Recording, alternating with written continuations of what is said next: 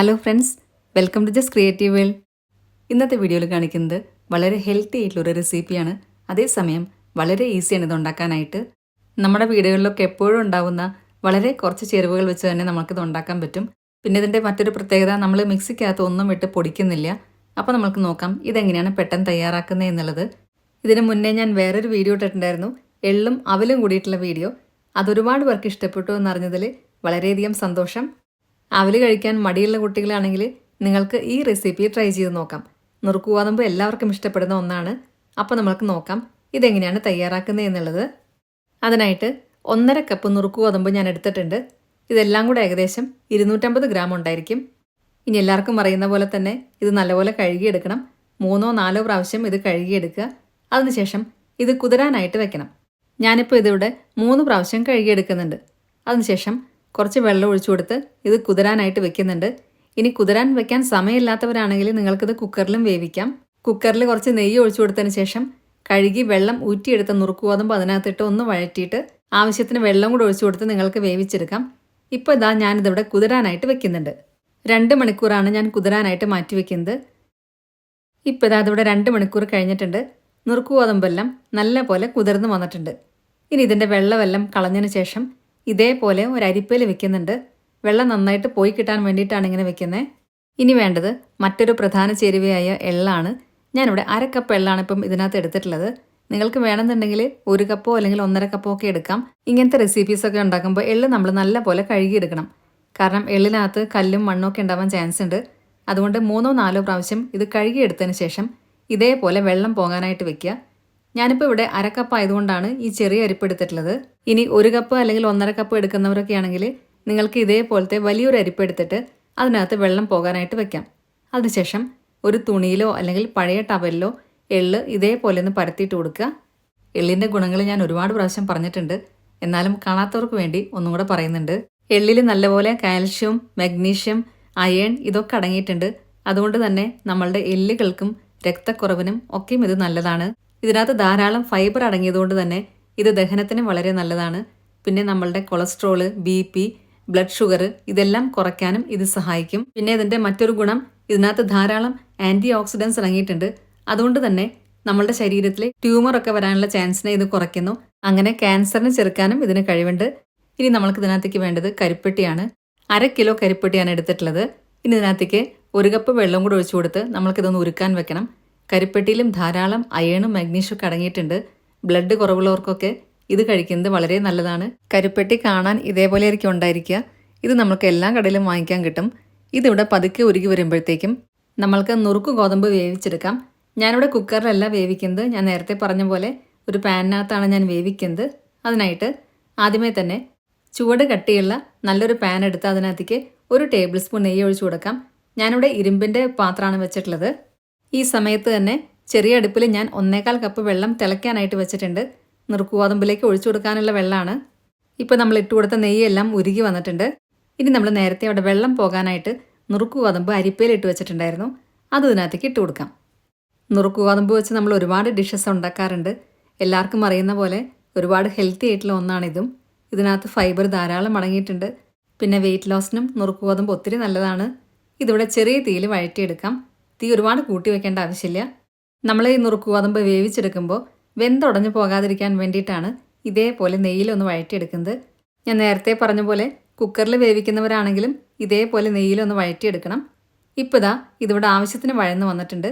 ഇനി നമ്മൾക്ക് ഇതിനകത്തേക്ക് നമ്മൾ നേരത്തെ തിളയ്ക്കാനായിട്ട് വെച്ച 1.25 കപ്പ് വെള്ളം ഒഴിച്ചു കൊടുക്കാം. അത് നല്ലപോലെ തിളയ്ക്കാൻ തുടങ്ങിയിട്ടുണ്ടായിരുന്നു. വെള്ളം ഇതിനേക്കാളും കൂടുതൽ ഒഴിച്ചു കൊടുക്കേണ്ട ആവശ്യമില്ല.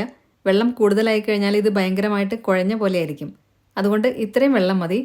1.5 കപ്പ് നുറുക്കുഗോതമ്പാണ് ഞാൻ എടുത്തിട്ടുള്ളത്. അതായത് ഏകദേശം 250 ഗ്രാം നുറുക്കുഗോതമ്പ്.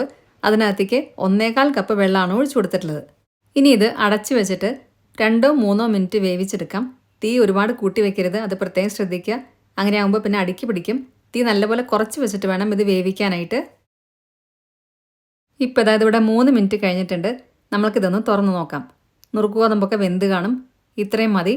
ഇനി നമ്മൾക്കിത് വേറൊരു പാത്രത്തിലേക്ക് മാറ്റി വയ്ക്കണം. ഇപ്പോൾ ഇതാ കണ്ടില്ലേ, ഇതിലത്തെ വെള്ളമൊക്കെ കറക്റ്റായിട്ട് വറ്റി വന്നിട്ടുണ്ട്. ഇത്രയും വേവിച്ചാൽ മതി. ഇടയ്ക്ക് വെള്ളം വറ്റുമോ എന്നുള്ളത് ഞാൻ മൂടി തുറന്ന് നോക്കുന്നുണ്ടായിരുന്നു. ഇപ്പോൾ ഇതാ നുറുക്കുഗോതമ്പെല്ലാം ഞാൻ ഇതേപോലെ ഒരു പാത്രത്തിലേക്ക് മാറ്റിയിട്ടുണ്ട്. ഇനി നമുക്ക് ഇതേ പാനിലേക്ക് തന്നെ കുറച്ചും കൂടെ നെയ്യ് ഒഴിച്ചു കൊടുക്കാം. 2 ടേബിൾ സ്പൂൺ കൂടെ നെയ്യ് ഒഴിച്ചു കൊടുക്കുക. അതിനുശേഷം അതിനകത്തേക്ക് 1/4 കപ്പ് കാഷ്നട്ട് ഇട്ട് കൊടുക്കുന്നുണ്ട്. നിങ്ങൾക്ക് ഇഷ്ടമുള്ള ഏത് നട്ട്സ് വേണമെങ്കിലും ഇട്ട് കൊടുക്കാം. ഞാനിവിടെ ഇപ്പം ആദ്യം അണ്ടിപ്പരിപ്പ് ഇട്ട് കൊടുത്തിട്ടുണ്ട്. മീഡിയം ഫ്ലെയിമിൽ വെച്ച് തന്നെ വറുത്തെടുക്കാം. ഇത് ചെറുതായിട്ടൊന്ന് ഫ്രൈ ആയിട്ട് വരുന്ന സമയത്ത് 1/4 കപ്പ് പൊട്ടുകടലയും കൂടി ഇട്ട് കൊടുക്കുന്നുണ്ട്. ഇനി വീണ്ടും കുറച്ച് നേരം കൂടെ വഴറ്റി കൊടുക്കുക. ഇത് തനിയെ വറുത്ത് കോരണം എന്നുള്ളവരാണെങ്കിൽ അങ്ങനെ വറുത്ത് കോരാം. ആദ്യമായിട്ട് ഉണ്ടാക്കുന്നവരൊക്കെ ആണെങ്കിൽ അങ്ങനെ വറുത്ത് കോരുന്നതായിരിക്കും നല്ലത്. കാരണം ഇത് കരിഞ്ഞു പോകാതിരിക്കാൻ വേണ്ടിയിട്ട്. ഇനി ഇട്ട് കൊടുക്കുന്നത് ഉണക്കമുന്തിരിയാണ്. നന്നായി കഴുകി തുടച്ചതിന് ശേഷമാണ് ഉണക്കമുന്തിരി ഇട്ട് കൊടുക്കുന്നത്. 2 ടേബിൾ സ്പൂൺ ഇട്ട് കൊടുക്കുന്നുണ്ട്. ഇനി നമ്മൾക്ക് ഇട്ട് കൊടുക്കാനുള്ളത് നമ്മൾ നേരത്തെ അവിടെ കഴുകി വെള്ളം പോകാനായിട്ട് വെച്ചിട്ടുള്ള എള്ളാണ്. അതും കൂടി ഇട്ട് കൊടുത്തതിന് ശേഷം കുറച്ച് നേരം കൂടെ വഴറ്റി കൊടുക്കുക. അനീമിക് ആയിട്ടുള്ള ആൾക്കാരൊക്കെ ഇതുപോലത്തെ ഫുഡ് കഴിക്കുന്നത് വളരെ നല്ലതാണ്. എള്ളിൽ ധാരാളം calcium, magnesium, copper, iron, vitamin B6 ഇതൊക്കെ അടങ്ങിയിട്ടുണ്ട്. ഇത് സ്ത്രീകൾ കഴിക്കുന്നത് കൊണ്ട് ഒരുപാട് ഗുണങ്ങളുണ്ട്. ആർത്തവ ക്രമക്കേടിനും PCODക്കും പെട്ടെന്ന് ആർത്തവം വരാനും ഇത് സഹായിക്കും. പിന്നെ ഇതിനകത്ത് ധാരാളം അയേൺ ഉള്ളതുകൊണ്ട് ആർത്തവ സമയത്ത് രക്തനഷ്ടം കാരണമുള്ള ക്ഷീണം കുറയ്ക്കാനും ഇത് സഹായിക്കും. കരിപ്പെട്ടി നമ്മൾ നേരത്തെ അവിടെ ഉരുക്കാനായിട്ട് വെച്ചിട്ടുണ്ടായിരുന്നു. അത് ചെറിയ തീയിൽ വെച്ച് കൊടുത്താൽ മതി.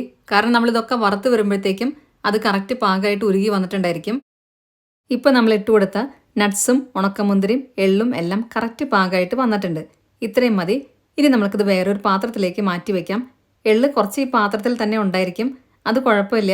വേറൊരു കാര്യമുള്ളത്, എന്തെങ്കിലും ആരോഗ്യ പ്രശ്നങ്ങളൊക്കെ ഉള്ളവരാണെങ്കിൽ നിങ്ങളുടെ ഡോക്ടേഴ്സിൻ്റെ അടുത്ത് ചോദിച്ചിട്ട് മാത്രമേ ഇങ്ങനത്തെ റെസിപ്പീസൊക്കെ ട്രൈ ചെയ്യാൻ പാടുള്ളൂ.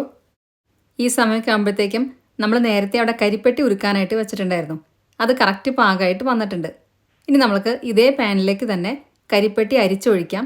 മുഴുവനായിട്ട് ഒഴിക്കേണ്ട ആവശ്യമില്ല. ആദ്യമേ തന്നെ 1/4 ഭാഗത്തോളം ഒഴിക്കുക. അതിനുശേഷം ആവശ്യമാണെങ്കിൽ പിന്നീട് ഒഴിച്ചു കൊടുക്കാം. ഇനി ഓർഗാനിക് ശർക്കരയുടെ പൊടിയൊക്കെ യൂസ് ചെയ്യുന്നവരാണെങ്കിൽ നിങ്ങൾക്ക് ഈ സമയത്ത് 1 കപ്പ് ചൂടുവെള്ളം ഒഴിച്ചു കൊടുത്തിട്ട് 2 കപ്പ് ശർക്കരയുടെ പൊടി ഇതിനകത്തേക്ക് ഇട്ട് കൊടുക്കാം. മധുരം നോക്കിയിട്ട് ആവശ്യമാണെങ്കിൽ പിന്നീട് കുറച്ചും കൂടെ പൊടി ഇട്ട് കൊടുത്താലും മതി. കരിപ്പെട്ടി ഒഴിച്ചു കഴിഞ്ഞാൽ പിന്നെ നമുക്ക് തീ കുറച്ചും കൂടെ ഒന്ന് കൂട്ടി വയ്ക്കാം. ഇനി നമുക്ക് ഇതിനകത്തേക്ക് തേങ്ങ ചിരവിയതാണ് ഇട്ട് കൊടുക്കാനുള്ളത്. 1/2 കപ്പ് തേങ്ങ ചിരവിയത് ഇട്ട് കൊടുക്കാം. തേങ്ങ ചിരവിയതും കൂടി ഇട്ട് കൊടുത്തതിന് ശേഷം നന്നായിട്ട് ഇത് യോജിപ്പിച്ചെടുക്കുക. നമ്മളിത് ഉണ്ടാക്കി കഴിഞ്ഞിട്ട് ഒരുപാട് ദിവസം വെക്കുന്ന ഡിഷല്ല. അതുകൊണ്ട് തേങ്ങ ചിരവിയത് ഇട്ട് കൊടുത്തിട്ട് 2 മിനിറ്റ് മാത്രം ഇതൊന്ന് തിളപ്പിച്ചാൽ മതി. അവിൽ വിളയിച്ചതൊക്കെ ഉണ്ടാക്കുകയാണെങ്കിൽ തേങ്ങ ചിരവിയത് ഇട്ട് കൊടുത്തിട്ട് നമ്മൾ കുറച്ച് നേരം കൂടെ ഇളക്കി കൊടുക്കും. അതിൻ്റെ വീഡിയോ ഞാൻ വേറെ ഇട്ടിട്ടുണ്ട്. കാണാത്തവരുണ്ടെങ്കിൽ ഞാനിവിടെ ഡിസ്ക്രിപ്ഷൻ ബോക്സിൽ ലിങ്ക് കൊടുക്കാം.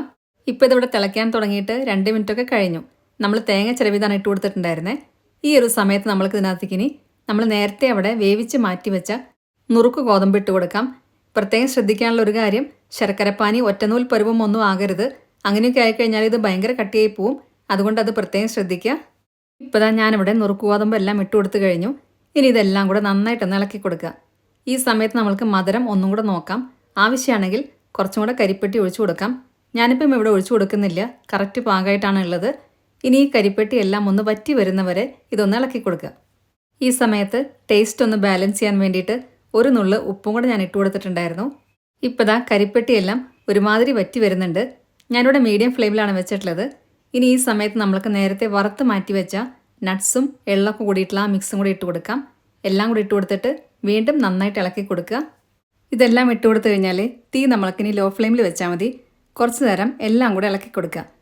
ഇനി ഇതിന് നല്ലൊരു ഫ്ലേവർ കിട്ടാൻ വേണ്ടിയിട്ട് ആദ്യമേ തന്നെ ഇട്ട് കൊടുക്കുന്നത് 1 ടീസ്പൂൺ ചുക്കുപൊടിയാണ്. പിന്നെ വേണ്ടത് 1 ടീസ്പൂൺ ഏലക്കാപ്പൊടി. ഏലക്കയുടെ ഉള്ളിലത്തെ കറുത്ത സീഡ് മാത്രമായിട്ട് എടുത്ത് പൊടിച്ചതാണ്. പിന്നെ വേണ്ടത് ചെറിയ ജീരകത്തിൻ്റെ പൊടിയാണ്. ചെറിയ ജീരകം വറുത്ത് പൊടിച്ചതാണ്. അതും 1 ടീസ്പൂൺ ഇട്ട് കൊടുക്കുന്നുണ്ട്. എല്ലാം കൂടെ കുറച്ച് നേരം കൂടെ ചെറിയ തീയിൽ തന്നെ ഇളക്കി കൊടുക്കുക. അപ്പോഴത്തേക്കും ഇത് തയ്യാറായിട്ടുണ്ടായിരിക്കും. നുറുക്ക് ഗോതമ്പൊക്കെ നമ്മളുടെ വീടുകളിൽ എപ്പോഴും ഉണ്ടാകുന്ന ഒരു ഐറ്റമാണ്. അതുപോലെ തന്നെ എള്ളും നമ്മളുടെ വീടുകളിൽ ഉണ്ടായിരിക്കും. അപ്പം കുട്ടികൾക്കൊക്കെ ഉണ്ടാക്കി കൊടുക്കാൻ പറ്റിയ നല്ലൊരു ഹെൽത്തി ആയിട്ടുള്ള റെസിപ്പിയും കൂടിയാണിത്. ഇനി കരിപ്പെട്ടി ഇല്ല എങ്കിൽ സാധാരണ ശർക്കര നിങ്ങൾ എടുത്താലും മതി. ഇപ്പോൾ നമ്മൾ ഒഴിച്ചു കൊടുത്ത കരിപ്പെട്ടിയെല്ലാം നല്ലപോലെ വറ്റി വന്നിട്ടുണ്ട്. ഇതിവിടെ തയ്യാറായി കഴിഞ്ഞു. ഞാനിവിടെ ഗ്യാസ് ഓഫ് ചെയ്തു. ഇനി ഇത് സെർവ് ചെയ്യാനായിട്ടുള്ള പാത്രത്തിലേക്ക് മാറ്റാം. എള്ളുണ്ട കഴിക്കാൻ മടിയുള്ള കുട്ടികളൊക്കെ ആണെങ്കിൽ ഈ രീതിയിൽ ഉണ്ടാക്കി കൊടുത്തു കഴിഞ്ഞാൽ എന്തായാലും ഇഷ്ടപ്പെടും. അപ്പോൾ എല്ലാവർക്കും ഇന്നത്തെ വീഡിയോ ഇഷ്ടമായെന്ന് വിചാരിക്കുന്നു.